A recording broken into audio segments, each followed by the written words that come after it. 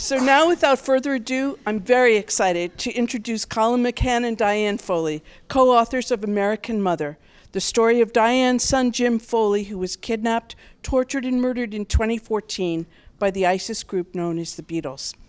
In American Mother, legendary author Colum McCann tells Diane's story as she recalls the months of his captivity, the efforts made to bring him home, and the days following his death, in which Diane came face to face with one of the men responsible for her son's kidnapping and torture. A testament to the power of radical empathy and moral courage, American Mother takes us inside one woman's extraordinary journey to find connection in a world torn asunder, and to fight for others as a way to keep her son's memory alive. Author Patrick Radden Keefe calls the book an extraordinary story of grace, forgiveness, and moral courage. Colum McCann is the author of 7 novels, 3 collections of stories, and 2 works of nonfiction. Born and raised in Dublin, Ireland, he has been the recipient of many international honors, including the U.S. National Book Award. His 2020 novel, A Paragon, won several international awards. He is the president and co-founder of the nonprofit Global Story Exchange organization, Narrative 4, and is the Thomas Hunter Writer in Residence at Hunter College. He lives in New York with his wife, Allison, and family. Diane Foley founded the James W. Foley Legacy Foundation to advocate for freedom for innocent Americans held hostage or wrongfully detained abroad, and for journalist safety. Foley has raised awareness about international hostage-taking through her government advocacy, the documentary Jim, the James Foley Story, and opinion pieces in the New York Times, the Washington Post, and USA Today, as well as appearances on the PBS NewsHour. She lives in New Hampshire with her husband, Dr. John W. Foley, and is the mother of 4 other children and the grandmother of 7. McCann and Foley will be in conversation with Margaret Peggy Collins, the Washington bureau chief and executive editor of U.S. economy and government coverage for Bloomberg News. Previously, she oversaw the U.S. economy team through the pandemic and was team leader of investing coverage in the U.S. Prior to those roles, Collins was a reporter covering topics such as retirement savings, tax policy, wealth management, and family offices. She's been with the company since 2009. Before joining Bloomberg, Collins was a multimedia editor for MSN and a reporter for the Bergen County Record newspaper in New Jersey. Collins holds a master's degree in journalism from Northwestern University and a bachelor's degree from the College of the Holy Cross. Please welcome our authors and our moderator. Thank you so much.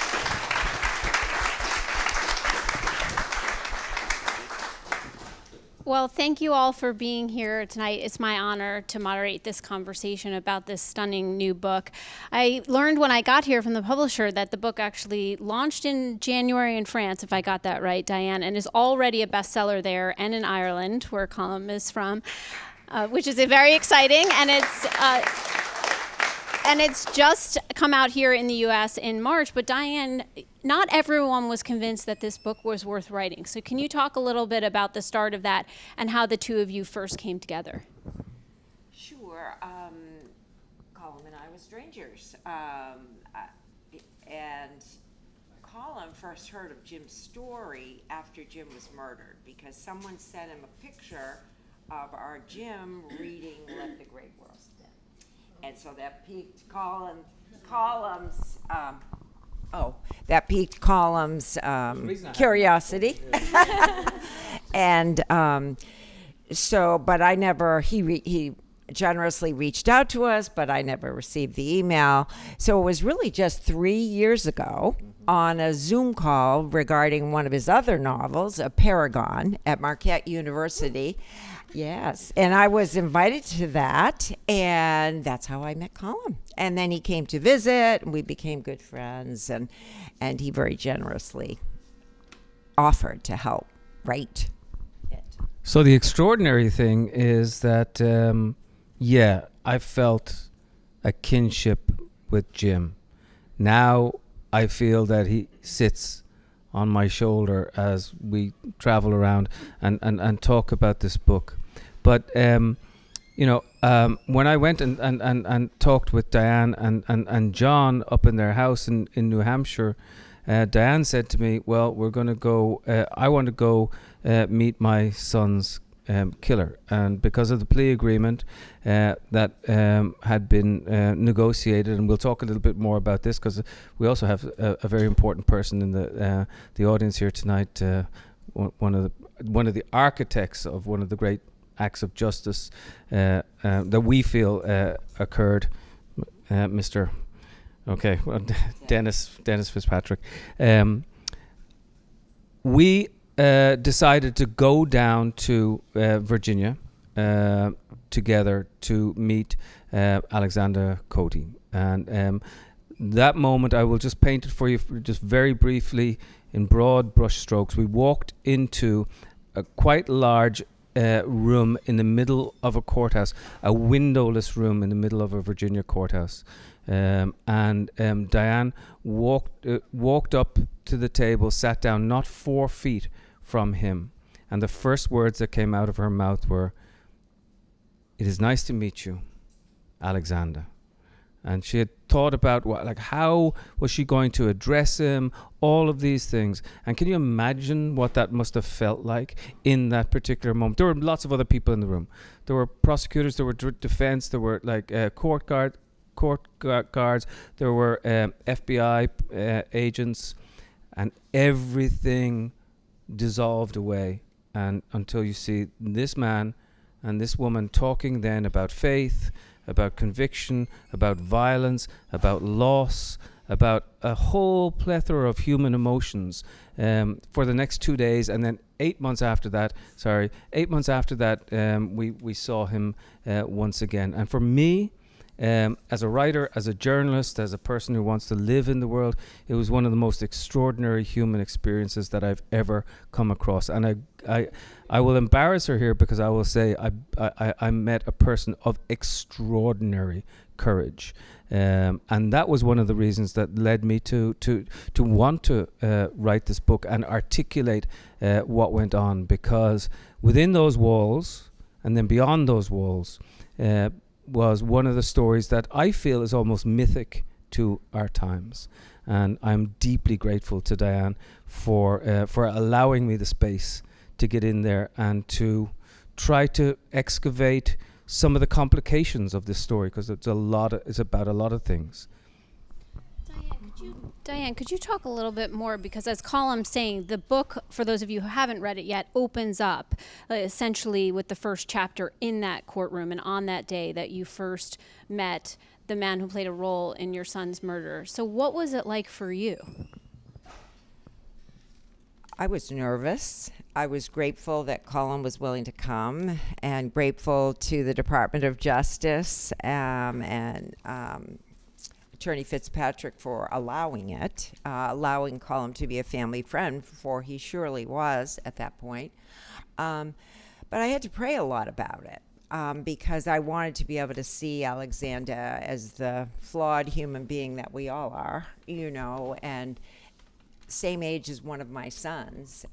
So I just wanted to make sure I treated him with the respect any person should be treated with, if you will. Because Jim challenged me. That's the way Jim was. Jim would have seen him, would have wanted to talk to him, would have wanted to hear him out. But I also, as a mom, wanted him to hear me out and hear who Jim was. So I was nervous about it. But thanks to Colum's friendship and being there with me and lots of good people, it was a good thing. I was very grateful I went. So just to give you a little bit of a sense of the pace of the writing, the spirit of the writing, and some of the themes that you just talked about, if you'll allow me, I just wanted to read a short passage from early on in the book. I am going to put my glasses on, actually. Otherwise, I won't actually be able to accomplish that. So you write together, she so desperately wants him to know what he took away from the world, what he stole. Not just the journalist and activist James Wright Foley, her son, her oldest boy, but everything Jim represented down through the years. It is one of the reasons she has come here. To tell the truth, with no sentimentality, no schmaltz, just the plain, straightforward truth. Jim was a teacher, you said to him. Leaning forward, her bracelets rattling, he worked with juvenile delinquents, unwed mothers too. As a journalist, he bore witness. Jim searched for the ground truth. He was fair, he was curious, he was even-tempered. He was interested in equanimity. Jim aspired to have moral courage. He was a man for others. When he became a journalist, he gave his life trying to expose the world to the suffering of the Syrian people. He was compelled to bear witness. He was a thoughtful son, too, the older brother of 5, a friend. He was widely loved. Jim saw the good in everyone. He believed in the complicated truth. He would have written Kotey's story. What is more, he would have gotten it entirely correct. I thought that was pretty stunning because you can really see in those words there how it's poetic, but also really tries to draw out who Jim was as a person. But Colum, how did you accomplish that in terms of really taking the readers with Diane into the soul of her son? That's nicely said. I mean, that's what I wanted to do. I will tell you this, that Jim would never have wanted to write about himself. But he was always interested in the stories of others. And for me, that was a key access and a way to get in there. But as a writer, you have to find a form. In fact, Samuel Beckett said back in the 1980s, it is the job of the artist now to find a form that accommodates the mess. So when I walked into that room in the courthouse in Virginia, I could see a structure unfolding in front of me, that we could tell the story about Diane meeting her son's killer, and then within all of that, then we would be able to tell to reflect on the whole story looking backwards. So it's actually told in third person at the beginning, in first person for the rest for most of the rest of the book, and then back in third person again. There's a sort of a trinity there, a symmetry that was going on, and there was a lot of things that we had to negotiate. I had to understand and go on a deep dive with understanding Diane's faith. She had to tolerate me and my poetic instinct. Actually, you should talk about that. Like, there were times that, okay, Colum, this is not a novel. That was part of the fun, though. Colum, those of you who've read his work know what a poet he is and how good he is at helping readers feel what's going on and really be there. But at times he wanted to embellish, and I had to keep. But that was part of the fun. I had to keep kind of Colum, kind of thing. But what an honor to have Colum interested in this story and helping me to tell it, because I really felt it was needed to be told. And here's the deal, right? This is an important story for journalism, for justice, for things that are going on in the world. But also, we're in the middle of International Women's Month, and we just had International Women's Day, and this was an extraordinary story. Again, you're going to have to like close your ears because I'm going to embarrass you again. She's so humble. But this is a person who took a supposedly ordinary person who took risks, and after her son was killed, she decided to turn that grief into something powerful. It became action. So sentiment without action is actually, for me, the ruin of the soul. For her, what she did was she decided that she would change the whole landscape of how we think about hostage taking, wrongfully detained. She knocked on people's doors. She walked through Washington D.C. With the in the rain, waited people out, got to know people's names, did all this wonderful stuff. But it took a lot of courage.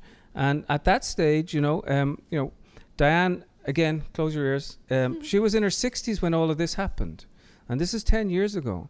And the power it speaks to me about. The possibility of change within the supposedly impossible that we're confronted with almost every day. The other thing I do want to say, especially here tonight, is that Diane saw the best of justice, because these guys were brought back from Syria, stripped of their British citizenship, She ensured that along with others, that there would be no death penalty, but also they weren't shipped down to Guantanamo, and they weren't taken off to Abu Ghraib. They were put on trial, right here. And this was an extraordinary moment in American history, and it will be talked about as such in the years to come. Right? Didn't you feel that way when? Absolutely. I mean, when Jim was taken in 2012 and 2014, there was no one who wanted to help us. It was like we got the Z team, but the opposite happened in 2022. When the Department of Justice did a brilliant job, a very difficult job of bringing el-Shafii el-Sheikh to justice and negotiating the plea for Alexanda. Right. So it was the opposite. And a very proud moment for our country, I feel. Really, because accountability is essential. When people take people, we must hold people accountable. So I'm very, very grateful for that. So you mentioned just now some of the universal themes that run through this book. It's a story about Jim. It's a story about mothers. It's a story about journalists. It's a story about justice. It's also a story about families of hostages. And Diane, you've done a lot of work, and you write about it in the book as well, to try to help families that go through something horrific like this that you went through. Do you think there's actually been progress on that front in terms of how the U.S. helps families with hostages abroad? Absolutely. We have Charlotte here from the Special Envoy of Hostage Affairs. It's so sweet of you to come. Charlotte, one of the very dedicated people who work at the State Department. There's a whole unit now that's specially developed for families of Americans who are wrongfully arrested or detained abroad. And Charlotte's one of that team. But so we've, thanks to their work and the work of the Hostage Fusion Cell and the White House, more than 100 innocent U.S. nationals have come home since Jim was murdered. So to me, that's miraculous in many ways. However, the threat continues. The challenge continues. We have to figure out how to stop the horrible practice of taking people and using them as political pawns. And the reality is, it is hard to negotiate with countries like Russia, China, Iran, and with terrorists like Hamas.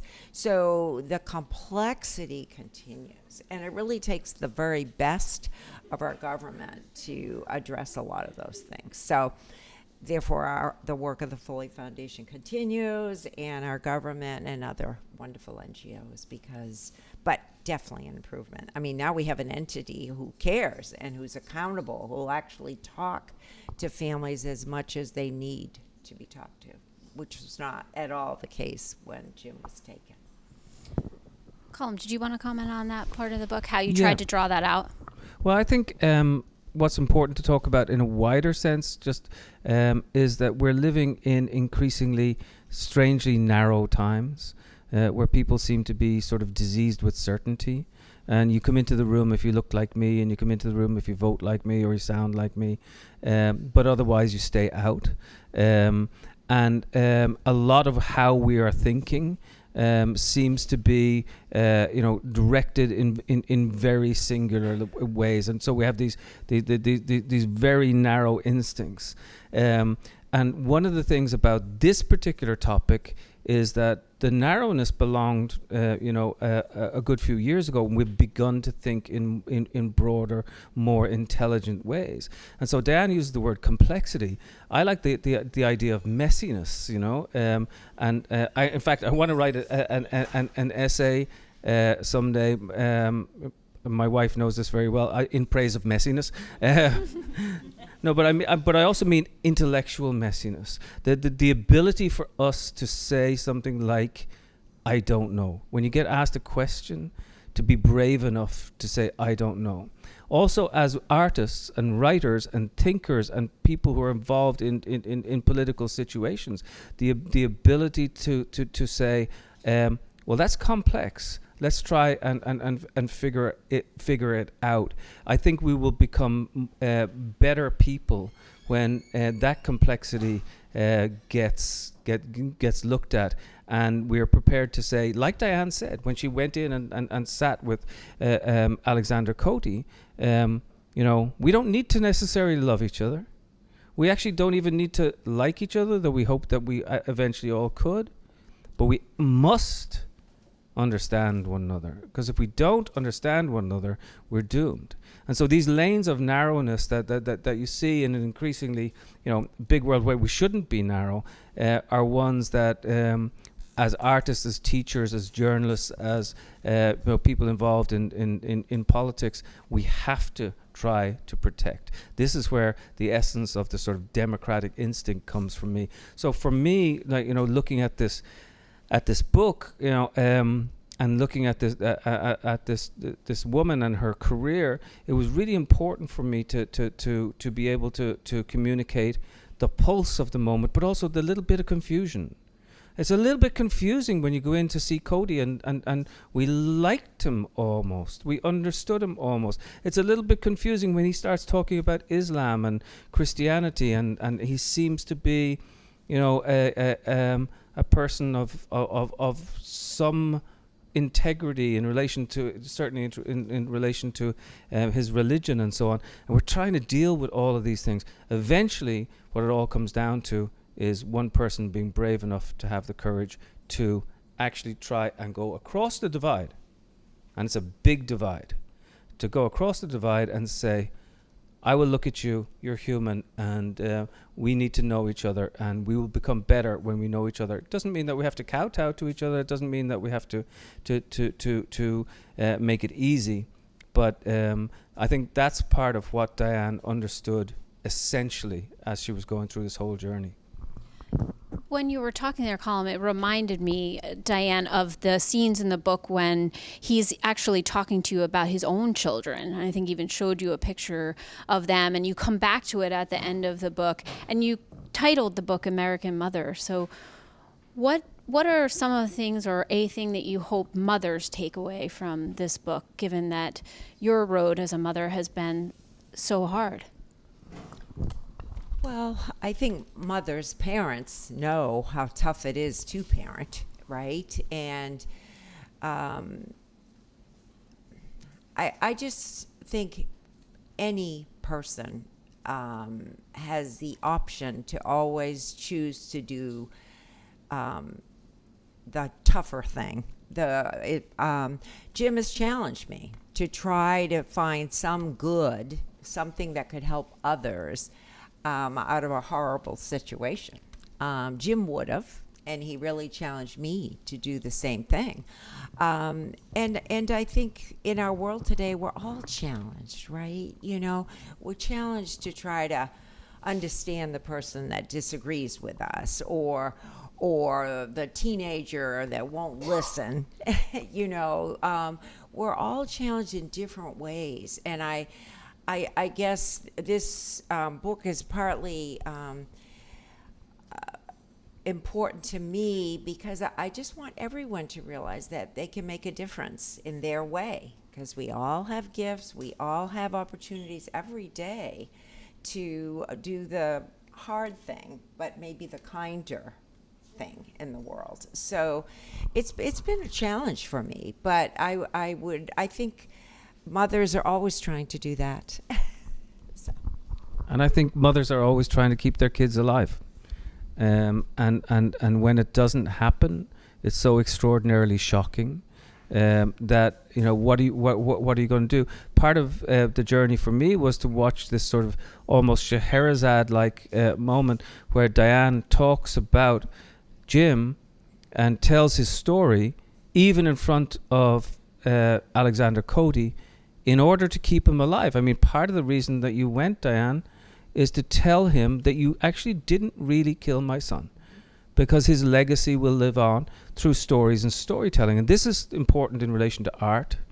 It's important in relation to journalism. It's important in the way that we talk about our stories. We must tell these stories over and over and over again. Otherwise, we're going to there's a real possibility that we just close our doors, close the curtains, come inside, lock down the GPS on our imaginations, and go nowhere else.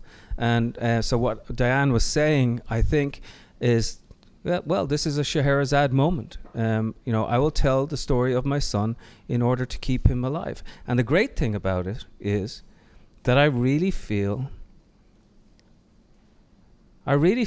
honestly that he is powerfully alive in the way that people think about him, and that he would be grateful for the way that people are actually changing the landscape of the politics around the world, and that 100 people came home when he wasn't able to come home. And I think our youth and all of us need real heroes. We need to know that ordinary people can make a difference, in our own little way. But it can be a big deal to the person on the receiving end, huge. Like when Jim died, it was like all the best people stepped up. It was like, I really felt God's presence, and particularly in the goodness of people who reached out to us. Was there a part of the book that was really hard to write together? Because the book reads so effortlessly despite the pain that's running through almost every line, but it reads like incredibly effortlessly. Was there a part that was really, really difficult to write? Not really. I mean, I'm a novelist, and it generally takes me 3 to 4 years to write a novel. This book sort of presented itself, and it was done in a year. What I wanted it to be was to be truthful and honest at the same time. These are two different things, but they're the same thing. And to bridge it. I wanted people to be in the room, to find the pulse of the present moment. So when Diane goes in and sits there, I wanted people to feel like they were there. That was the most important thing for me. And then to try and get it right. And so it was nice then to work, and our great editor and publisher Bob Mooney is here tonight, and we were extremely grateful for his wisdom and guidance in relation to bringing the story properly home. And sometimes you leave some stuff out, and sometimes you put some extra stuff in. Of course, as we said a little bit earlier, my tendency was to just gild the lily. And look, it's almost St. Patrick's Day. They like you're allowed gild the lily for a little moment or two. But no, really what I wanted people to understand was the power of the political power of the supposedly ordinary. And one of the reasons we called it American Mother is not because we wanted to glorify it like some of those titles you get, American this and no, but this was a very Diane is a nurse practitioner living in the suburbs, and she decided that things were going to change. I find that sort of a beautiful moment. So all of that was on my mind, trying to get it, and then we sort of delayed the book a little bit in order to coincide with the 10th anniversary. Can you believe it has been 10 years? It's really... a lot has changed, but essentially, this story will be one of the stories of our times. Look, the photograph of him being killed is probably the second most iconic of the early part of the 21st century after the towers coming down. People want to know what that was about in the long run. The fact that now we get a chance to hear from his mother, and that is to me a powerful testament to the power of literature and storytelling. Diane, I want to leave time for questions from the audience, but I wanted to ask you, as a journalist, what is one of the things that you would like people to take away from the book about who Jim was as a journalist? Jim, I've learned a lot about journalism. I was quite ignorant about the role of journalism in our democracy, in our freedom, in the way we think as Americans. I was really quite ignorant, I must admit. But Jim got it. Jim really it took him a while. He was a teacher first. He did some creative writing. Then he thought, wait a minute, there's real stories that need to be told. And once he found journalism, he was so passionate about it, and he would never turn back. He just felt that it was essential that we, as citizens of this country, know the facts, know the different sides of issues. That he was, and he felt that we needed to also cherish our freedoms and recognize that in other countries how people yearn for some of the freedoms we have. So Jim really felt that to be a real journalist, you had to be a person of moral courage. You had to be willing to search for the truth and tell it, all sides of the truth, if you will, so that people might be able to make the right decisions. So Jim has shown me the incredible value of journalism, and I would pray that our country would come to realize that I think sometimes a lot of us, like myself, kind of took journalists, particularly investigative journalists, who take the risk to cover the deep, the tough issues and to go into harm's way, for granted, and that we, whereas other countries value them a lot more. So I would hope that as a country we could begin to value the worth of a journalist just like we do of our brave soldiers, and our to honor our aid workers, our educators. There are a lot of people in our country that make us a great country, and I just would hope that we could remember them. Can I just add to that? I love traveling. We're traveling around on book tour, and we go, and you hear in the airports, anybody with a military ID or active military service, come on and get on board early, and that's cool. I think these people are fantastic, and I have no problem with that whatsoever. But I can't wait until the day when they have you take your teacher's card, your teacher's union card, up to the front desk, and they allow you on, or if they allow journalists to come on. I mean, let's look at the important professions and begin to recognize, that it is a big complex layer of people that are there. But I love what Diane is saying about Jim as a journalist. Here's the other thing.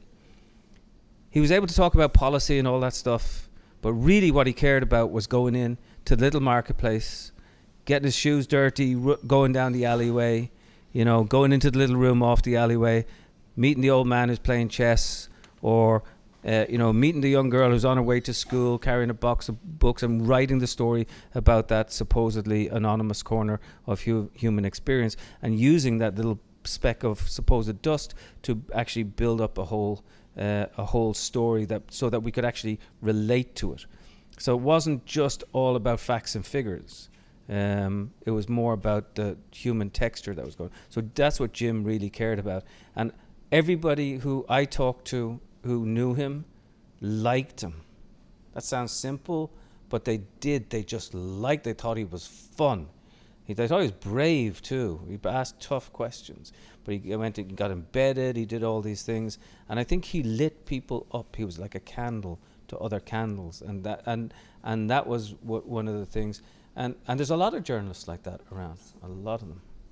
I just want to repeat that line and then open it to questions. He was like a candle for other candles, I think you just said, which is quite a beautiful line in of itself. So write that down. You could use that in another book.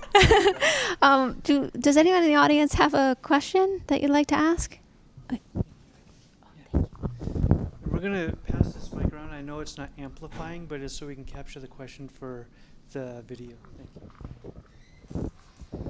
Hi. This is for Colum, really.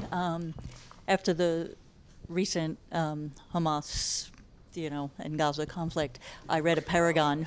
I finally... I'll repeat it, yeah. I just read a paragon, and so now you've written 2 books where so after reading a paragon, I really found it amazing because I was in such despair about humanity and, all the things that go on, and it's such a hopeful book.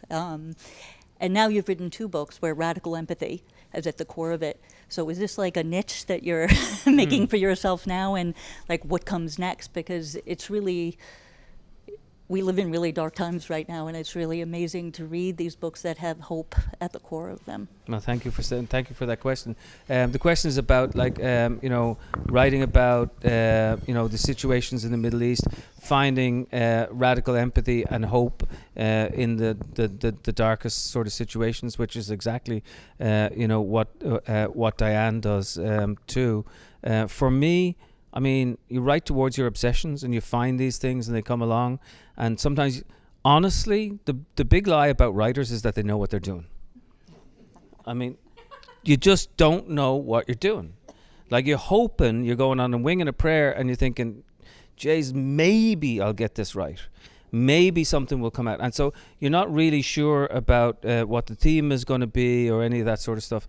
But then readers make the theme for you. When the book gets read and the book gets parsed and the book gets talked about, that's when it actually begins to operate in the world. I am interested in these notions of radical empathy through Narrative 4, which is my non-profit. And then Diane has a spectacular non-profit. And I think everybody should go to the page tonight, if possible, the James W.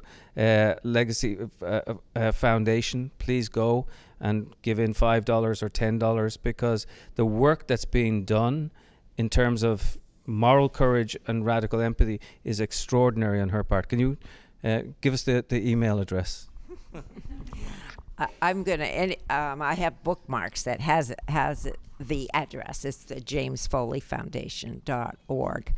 But yes, we continue to advocate for U.S. nationals who are wrongfully arrested abroad or kidnapped abroad, as well as promoting journalist safety and inspiring all of us to moral courage. So we always could use your support. So that's the only way we've been able to do what we've done thus far. So very grateful for any support. Hi, Diane. Hi, Colum. It's good to see you again.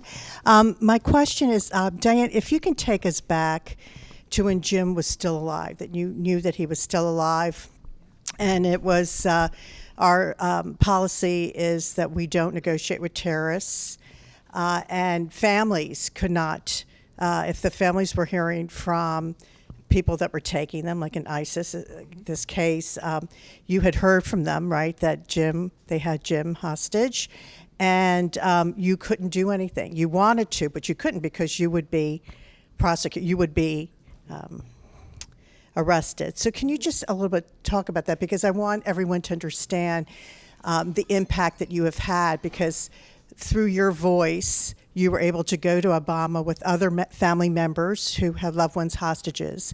And you were very instrumental in them changing the policy a little bit. So can you talk to us a little bit about that? Sure, Gemma. Thank you for that question. No, I was appalled as an American in 2012, 2014, when initially I was just told over and over that Jim was our country's highest priority, over and over. So I kind of trusted that our government was on it and was going to bring Jim home.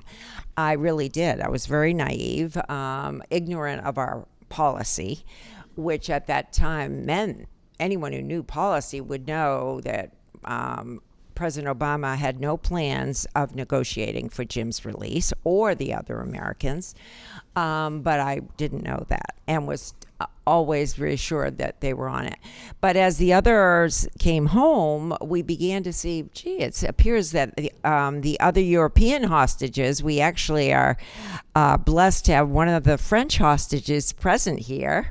Annelise is here, aunt of Nicholas Henning, who was taken hostage in France, and his country was so passionate about their journalists that they made sure they all came home.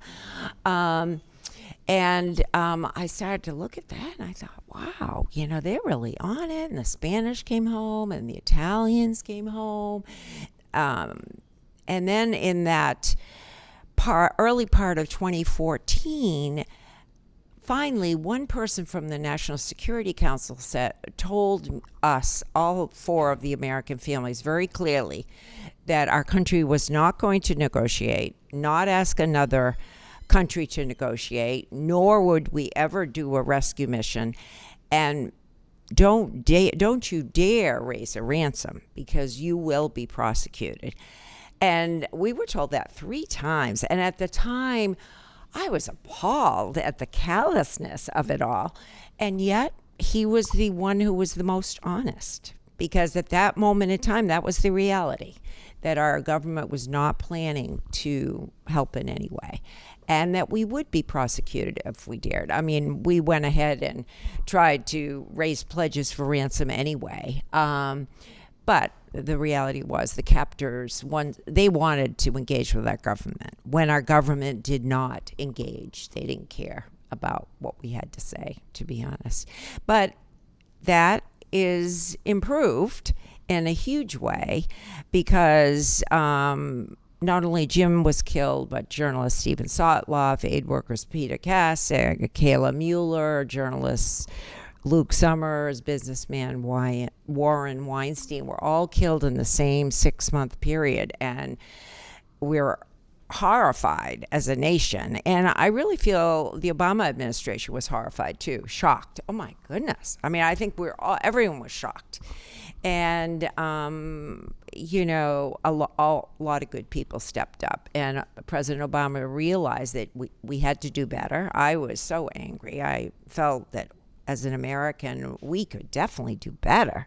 I mean, we had to at least try to help people in this situation. And so, to his credit, President Obama ordered a review of our hostage policy and set up our current U.S. hostage policy, enterprise rather, that includes folks like Charlotte and others who work hard on behalf of victims. But as I said before, still a lot to be done, but things are definitely better. Thank you, Joe. The policy now is that we're still not negotiating with terrorists, but families, quoting Obama, families can still do what they need to do to bring their loved ones home. Not exactly. We don't allow, it's still messy. We don't, as a matter of fact, we had a case not that long ago. Family was not allowed to publicly raise any money at all. So the family themselves, if they were billionaires, could pay it, but they're not allowed to ask for help to ransom a loved one out. So it's still not there. We still, we need to work on many things. That's one of them. Diane's knowledge about all of this is just incredible. She'll have all the names, and she will rattle them off. I just want to say one thing in relation to a paragon and Israel and Palestine, is that Rami and Bassam, who were the two essential characters in that book, both say it will not be over until we talk. And I think that applies to so many things.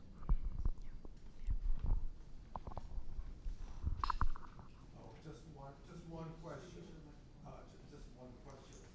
You say no negotiations. Why?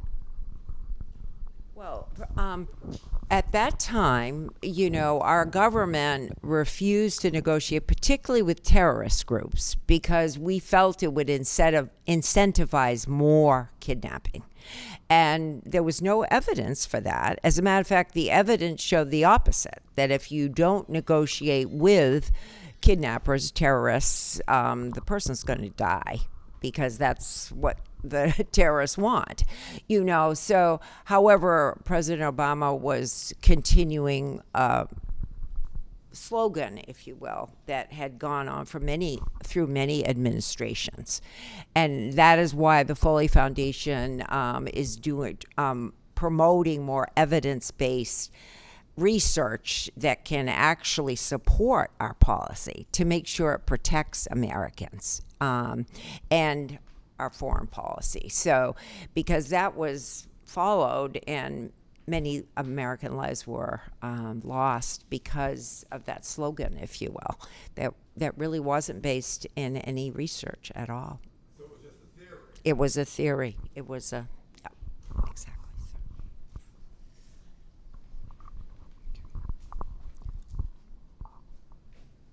Question for both of you. Diane, how did it feel to put your trust in someone else to tell your story? And for Colum, you've written fiction, nonfiction, a play. How was writing this different from the things you've written before? It was hard at first because I didn't know Colum, and I stubbornly thought I could do it. Well, I couldn't. And I really couldn't. I couldn't do it. I'm not a writer. And I knew the story. I wanted it told. But as I got to know Colum, he more and more, he really became a friend. And that's when he just reminded me of Jim. He was just kind. He was willing to listen. He was very patient with me, and really wanted to help me bring the story alive. So once I realized that, I was just so grateful. So a little story. I was at the dentist a couple of weeks ago.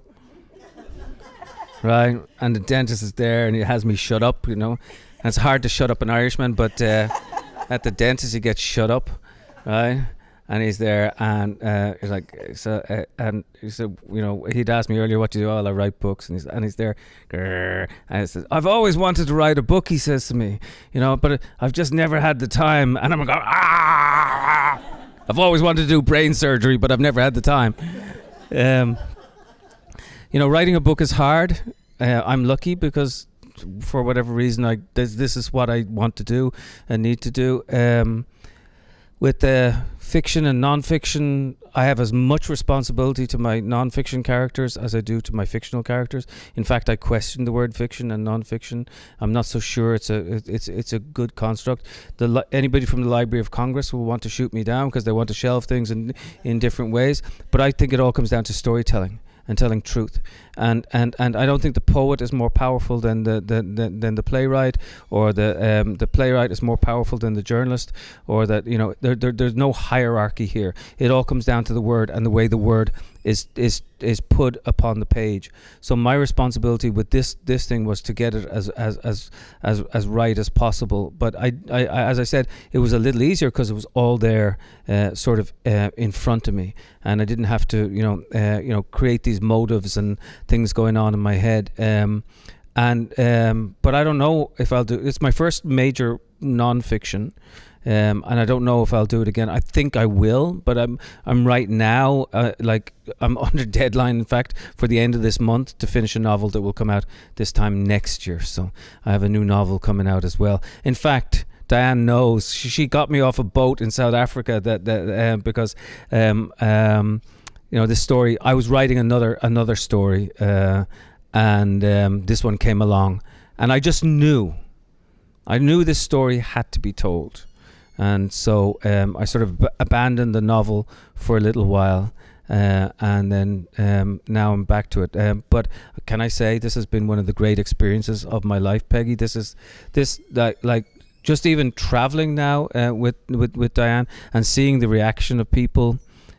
By the way, this is a book that women in particular adore. And yeah, we called it American Mother and everything like that. But I think people can see in Diane someone who they want to be. And I can't wait to put it into high schools with young girls who would look at a figure like Diane and say, oh, I can make things happen. Because I think that's maybe the big lesson of all this book is that I can tell a story and I can make it happen.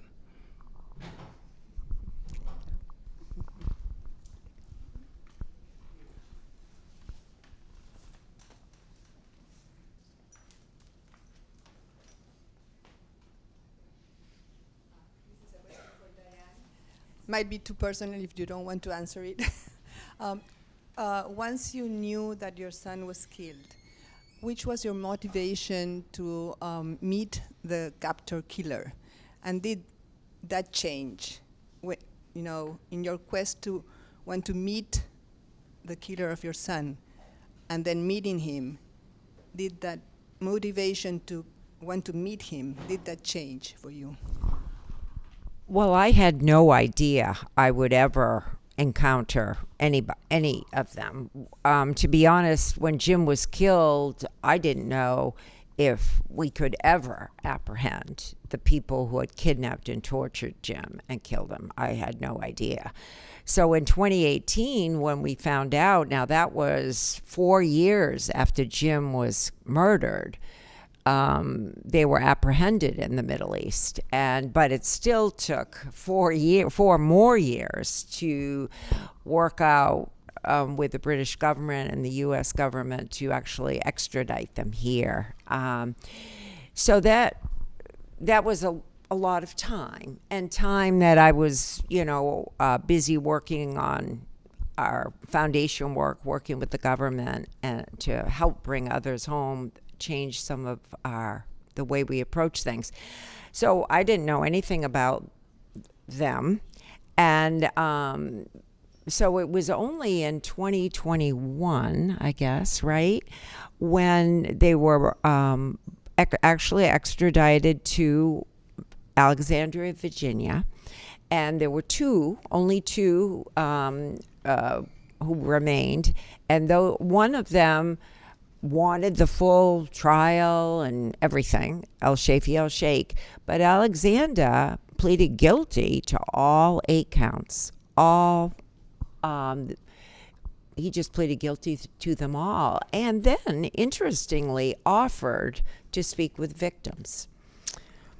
And I didn't expect that. I never expected that opportunity, but when it was given to us, I knew I had to talk to him. It was, I just knew Jim would have talked to him. I just knew Jim would have wanted to hear him out. And as I said before, I wanted to have a chance to share with him who Jim was. So I didn't know ahead of time at all, though. It just kind of fell in my lap thanks to the Department of Justice and their shrewd negotiation with his team.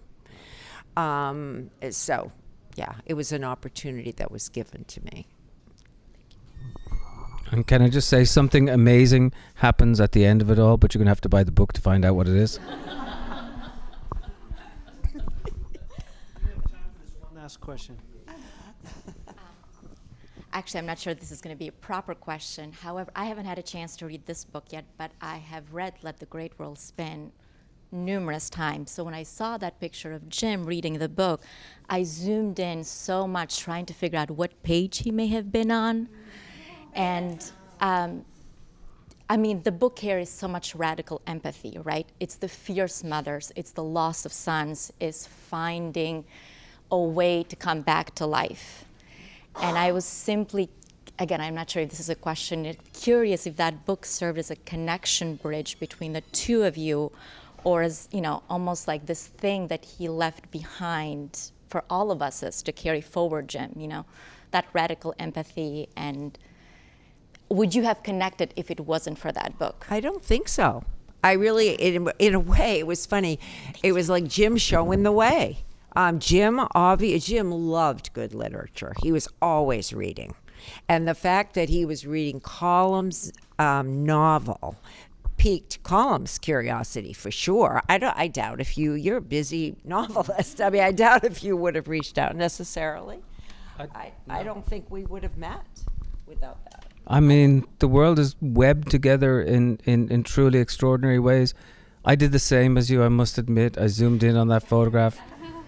I think he's in the Tilly section, which is kind of the fairly naughty little section. And I think that's why he's got a little bit of a smile on his face. But no, the fact that he was reading this book, connected me to him. And, when I saw that photograph and then put it up against the other photograph that we all know about, then I had to balance all these things in my mind. And I wrote to Diane immediately, not immediately, but within a couple of months. And then she never got the email, because I said, if you ever want somebody to write about your son or about your own experience, I would do so. But she never got it. And it wasn't until 7 years later that we were on this accidental Zoom that we were brought together after a Paragon, that we were brought together. So there's some, you call it a God instance. Here's something also very, very important. Like Diane's faith held so much of this together. And when she talks about the Holy Spirit being in the room, I think there was all sorts of spirit that brought us together. I think that was truly extraordinary.